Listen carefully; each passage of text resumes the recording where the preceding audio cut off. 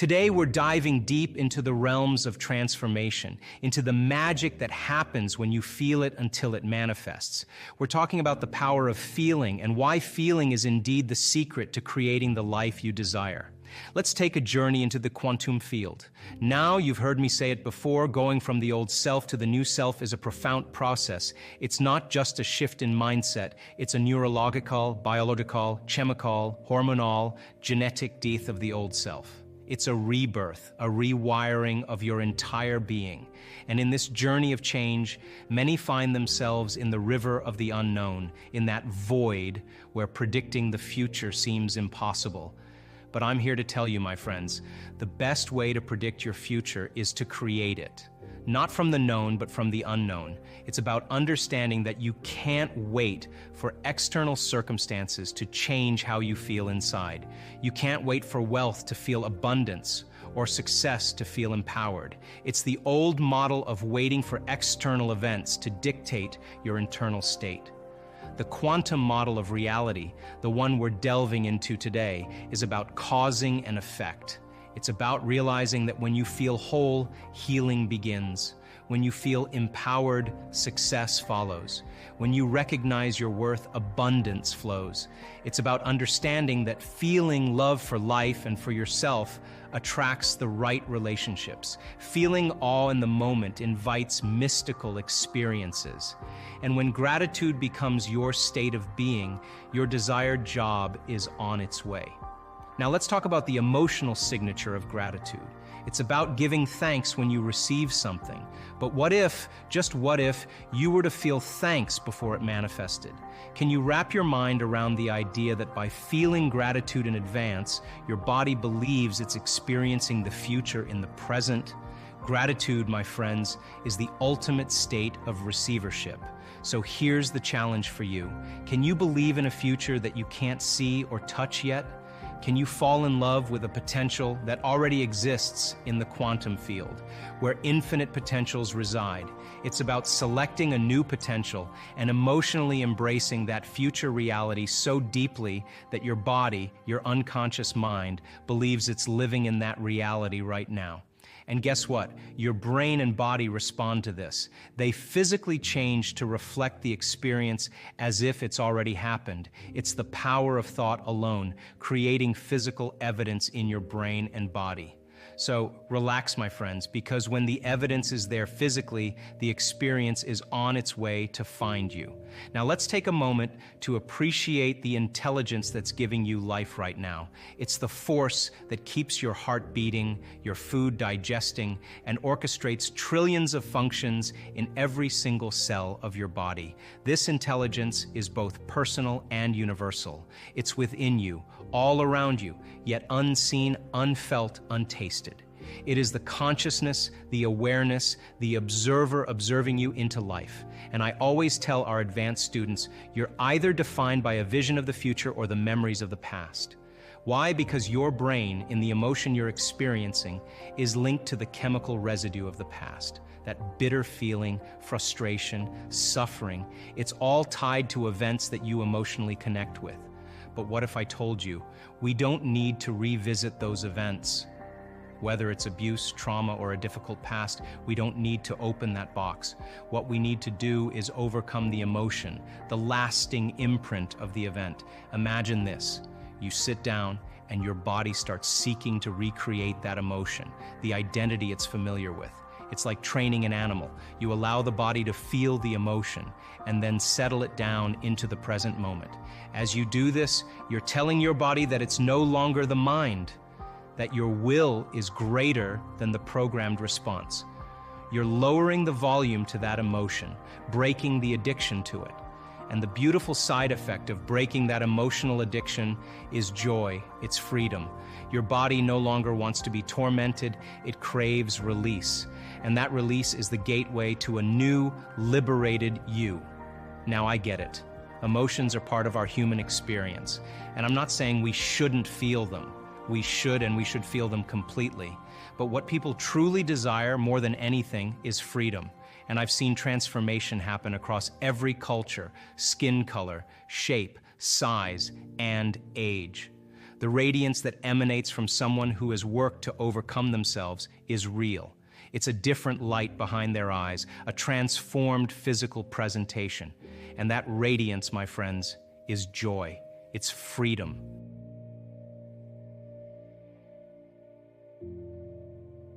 Let's break it down in a simpler way. Imagine we're wrapping up a cool conversation among friends. So here's the deal, my pals. Feeling, my amazing reality creators, is like the secret ingredient in a special recipe. You've got to feel it until it becomes real, like making your own magic potion. Now, picture this. It's like taking a big jump into the unknown, like doing a cannonball into a pool. But guess what? You're not just doing it blindly. You're doing it with the strong belief that you're in charge of your destiny. You're the big boss. Oh, and here's a little reminder. Your past doesn't hold you hostage. You're not stuck with it. Instead, think of yourself as the architect, the builder of your future. You get to decide how the story unfolds. Now let's break it down. Imagine we're taking a closer look at the big finale, the exciting end of a super cool show. It's like when all the action and thrills come together for a spectacular finish. Now listen up, because this part is super important. We're talking about embracing the incredible power that's been hanging out inside you. Think of it as a warm hug for this power within you, like acknowledging that you're a superhero with your very own superpower. It's not something new. It's been with you all this time, patiently waiting for its moment in the spotlight. Picture it as having a superhero sidekick, and guess what? It's time to let that sidekick out, to unleash its awesomeness. Open the door and let the magic begin. Now, until our paths cross again, keep that feeling of joy and freedom alive and kicking. Hold on to it tightly, as if it's the most precious treasure you've ever found. And here's a little nugget of wisdom to carry with you. Your journey, your life story, is like a blockbuster movie. And guess who's the main star stealing the show? Yep, it's none other than you. And as you move through each chapter of your life, remember that you have the power to make it as exciting and fulfilling as you want. Your choices, your actions, they shape the plot of your blockbuster. So go ahead, embrace the unknown, welcome the challenges, and celebrate the victories. It's all part of your unique script. In this grand finale of life, you're not just watching the show, you're actively participating, directing, and starring in it. So, my friends, go out there, embrace your superpower, keep that joy and freedom close, and make every moment count. Your life is the blockbuster, and you're the lead actor. Enjoy the ride and let the epic adventure unfold. When you feel differently inside of you, you pay attention to whoever or whatever caused that. And that event in and of itself is called a memory. To wait for our environment to give us relief, the quantum model of reality is about cause and effect, which means when you feel whole, you begin to heal. When you feel empowered, you're going to be successful. When you're worthy enough, you'll feel abundant. When you're in love with life and in love with yourself, you will find an equal, or it will find you. And when you are in awe of the moment, the mystical is going to bless you in a way that you never anticipated. And when you are in a state of gratitude, your job is on the way. That's causing an effect. And by the way, what is the emotional signature of gratitude? Don't you give thanks when you get something or you receive something? So then, what if you were to begin to give thanks or feel thanks before it manifested? Would your body, as the unconscious mind, believe it's in the future experience, in the present moment? Because gratitude is the ultimate state of receivership. And so we don't pray in our work to have our prayers answered. We get up as if our prayers are already answered. It is that state of mind and body that I know that requires a clear intention and an elevated emotion. And the clear intention is an act of the mind and the brain. And an elevated emotion is when you open your heart. When you combine those two elements, you just move from living in your past to living in your future. So then, here's the question. Can you believe in a future that you can't see or experience with your senses yet? but you've thought about enough times in your mind that your brain is literally changed to look like the experience has already occurred? And can you fall in love with a future potential that already exists in the quantum field? And how many potentials exist in the quantum field? Infinite potentials in the quantum field. Can you select a new potential in the quantum field and emotionally embrace that future reality before it's made manifest to such degree that your body, as the unconscious mind, is believing it's living in that future reality in the present moment, and you're signaling new genes and new ways? If there's physical evidence in your brain and body to look like the experience has already happened, there's evidence there physically. By thought alone, relax, because the experience is going to find you. There's an intelligence that's giving you life right now. It's keeping your heart beating and digesting your food and organizing trillions of functions in every single cell of your body. It's organizing mutations in your DNA. There's some invisible force that's giving you life. But that same intelligence that's keeping your heart beating and digesting your food is the same intelligence that's creating supernovas in distant galaxies and causing flowers to bloom. It's both personal and universal. It's within you and it's all around you. And you can't see it and you can't smell it and you can't taste it and you can't feel it, but it is the giver of life. And it is a consciousness, and consciousness is awareness, and awareness is paying attention, and it is the observer observing you into life. And you know, when I tell our advanced students, either you're going to be defined by a vision of the future or the memories of the past. And then people say, why are you so bitter? Why are you so frustrated? Why are you suffering so much? And your brain, in that emotion, you're in the emotion, which means you're in the chemical residue of the past, is going to call up the event because you're emotionally connected to it.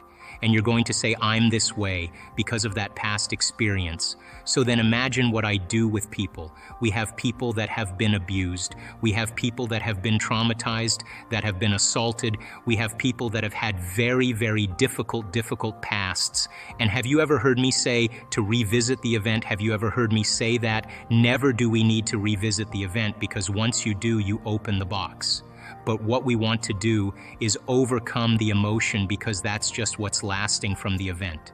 So you sit a person down, and the moment you sit them down, what do you think the body's going to do? It's going to look for something to recreate that emotion, because that's the person's identity. Are you with me still? So if I make the person, if I inspire the person to sit there, and they're sitting there, and all of a sudden they're noticing that they're hot and they're irritated and their stomach is twisting, and all of a sudden it's a group of sensations, a group of feelings that they have called all along frustration. But the different sensations, the moment you name it, it becomes an emotion. But what it is just bodily sensations. It's energy that's stuck in the body. So then I started seeing, okay, let's see if we can teach this, be able to reproduce the outcome, because that's science, right? The first one was that they all believed and accepted that there was an intelligence that lived within them that was giving them life.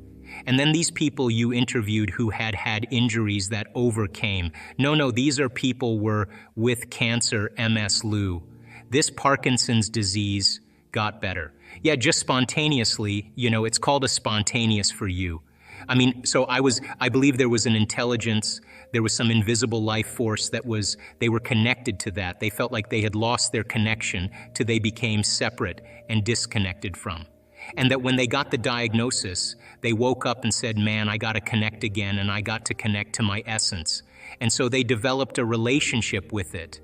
Just like you develop a relationship with anybody, it takes time. You got to be present. You got to connect. You got to experience. You got to be present. All of these things are important elements. So that was the first thing. The second thing was that they realized that it was the mismanagement of their emotions and the hormones of stress that really began to create their condition. Now stress is when your brain and body are knocked out of balance.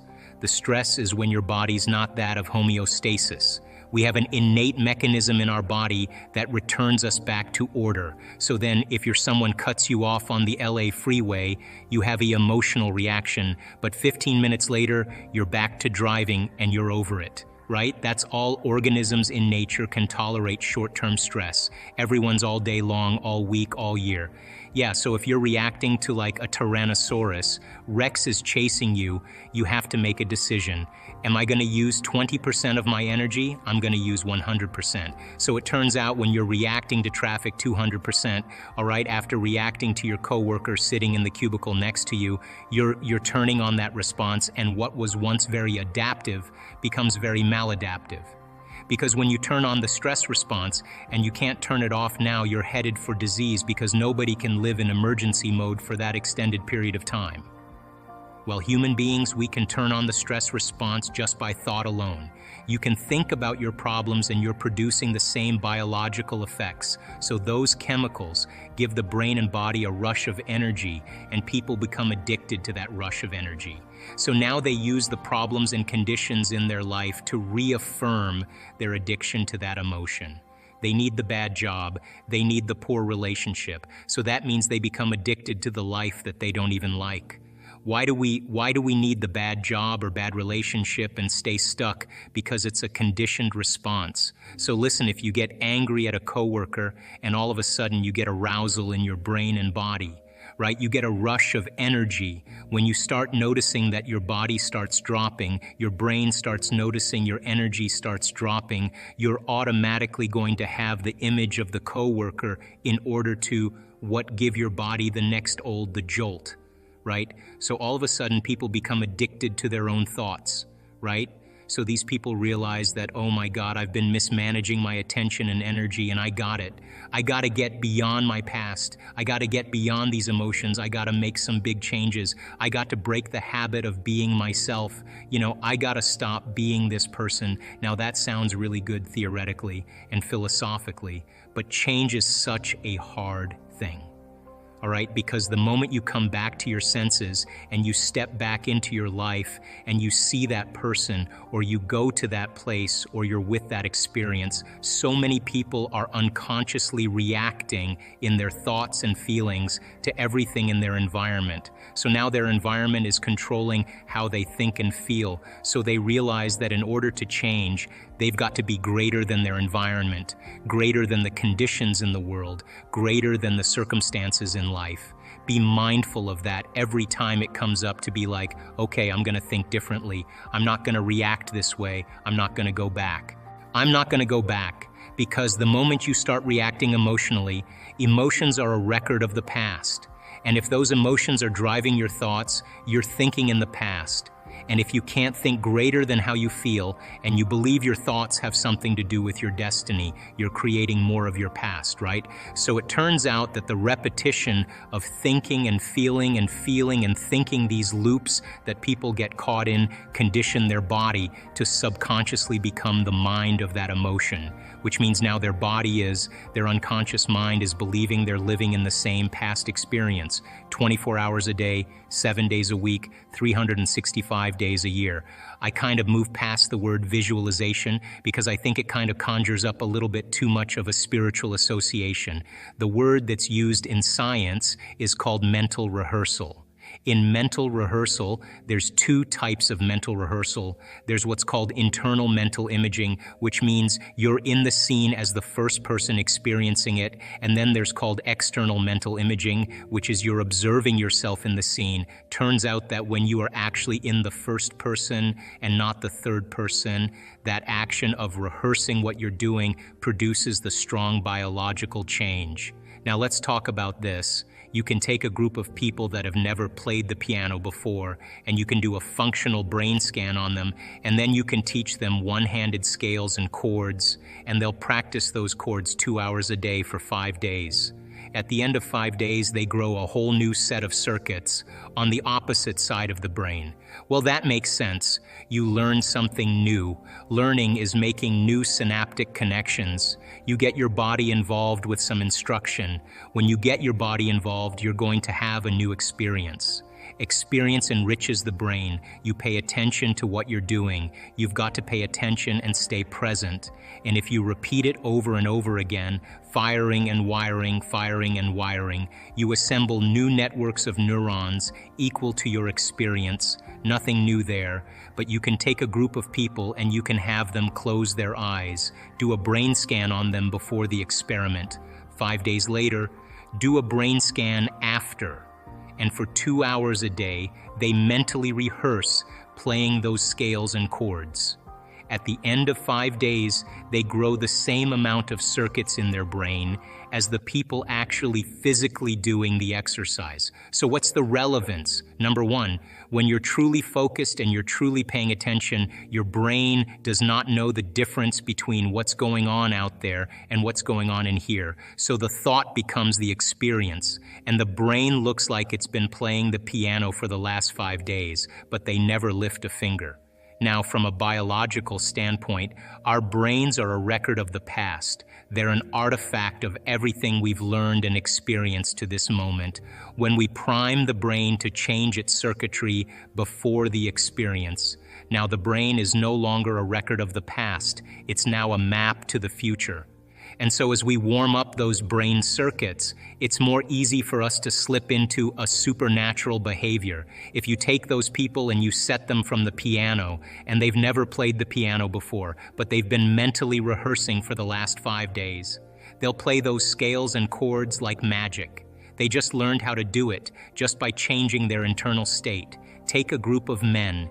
You can have them close their eyes and for an hour a day, mentally rehearse doing bicep curls over and over again, and they add an emotional component called harder, stronger, more intense, and they put themselves in that first-person internal mental image. At the end of 2 weeks, they have a 13.5 increase in muscle strength, and they've never performed the activity. Not only is the brain changed to look like the experience has already occurred, now the body has changed by thought alone. The body looks like it's been working out for the last 2 weeks. So then the power of mental rehearsal, of imaging primes, the brain and body to look like the future has already occurred. And when you set the extent of your limit. And then they said, let's take a control group, just a group of people that are just average people, and we'll use the monks, and we'll teach them how to do this thing called focused concentration, what science is now called paying attention. By the way, the average human being loses their attention span 6 to 10 times a minute. That's why only a few subatomic particles actually pay attention to our mind. So he said, okay, we're going to hook these guys up to these brain scans, particular ones called EEGs. And EEGs measure electromagnetic frequency that the brain emits. And so they took 256 electrodes and they covered their whole entire head. Can you picture these monks with the things? And then they ran all the feedback into a computer that created a holographic picture of the brain, and they were able to begin to measure brain activity. They said to these monks, be your normal self. They took 8 of them. Be your normal self. And then they said, okay, now listen, you guys, pay attention to compassion. Just close your eyes and pay attention to compassion. The moment they did that, all of a sudden, the frontal lobe lit up so much that the scientists had never seen that type of activity in that part of the brain. Now, then they took the control group and they said, all right, you guys, pay attention to one thing. And of course, what happened? My back hurts. How long is this gonna take? I don't really wanna do this. Am I doing it right? I wonder what my kid's doing. I gotta buy dinner, you know, all that stuff. And guess what happened to their frontal lobe? Meh, nothing. Now, in one particular monk, there's a part of the frontal lobe on the left side, which is really the happy spot in the brain. And this guy's left frontal lobe was so ignited that the scientists said, this guy's gotta be the happiest guy in the world. They'd never seen activity like this before. But then the scientists began to think about this, and what they said was, you know, maybe paying attention and concentration and observation is a skill, just like tennis or golf. And you can improve it if you keep practicing it. Now think about this. The brain is the instrument that we use. It's the machinery for us to process thought. How many people accept that? And it also has some automatic processes that allow us to function. But for the most part, it's the greatest area in the body where there's the greatest number of neurons clustered together. And where you have the greatest number of neurons clustered together, you have the greatest intelligence. So the brain is the central clearinghouse of intelligence. Mind, by the way, is what the brain does. Mind is the brain in action. It's the brain at work. When we can measure a working brain, we're studying mind. So mind is when the brain is in action. So when we're using functional brain scans and we're studying how the brain works, we're studying this concept called mind. Then here's my question. If the brain is the instrument for intelligence or processing thought, and mind is what the brain does, if you can improve the way your brain works, who's doing the improving?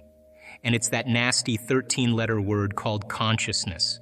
That's the only solution. Consciousnesses are self-aware, free-willed individual that is really not the body, is not the brain, and is not the mind. As a matter of fact, consciousness is what manipulates the brain to produce mind. The brain processes 400 billion bits of information every second, but we're only aware of about 2,000 of those 400 billion bits of information. And you know what those 2,000 bits of information have to do with? 3 things, and only 3 things: the body, the environment, and time. That's it. Does your back hurt?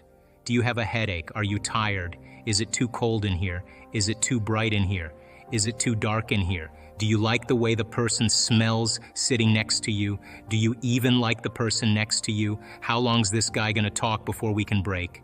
And that's where all of our self-awareness is on. It's only on the body, the environment, and time. And yet billions of bits of information is being processed by the brain. Now, when we can take consciousness, self-awareness, and move it away from the body, the environment, and time, we no longer have to live by the laws of the body, the environment, and time. And when we're able to do that, we begin to open the door to walk into the quantum field. So then the first step to change is becoming conscious of those unconscious states of mind and body. Most people don't like to do this. Everybody knows this, that you keep switching on that system for an extended period of time, and you live by the arousal of fear, the arousal of pain, the arousal of suffering, the arousal of aggression. It takes energy to activate those latent systems, and when we do that, our immune system is compromised.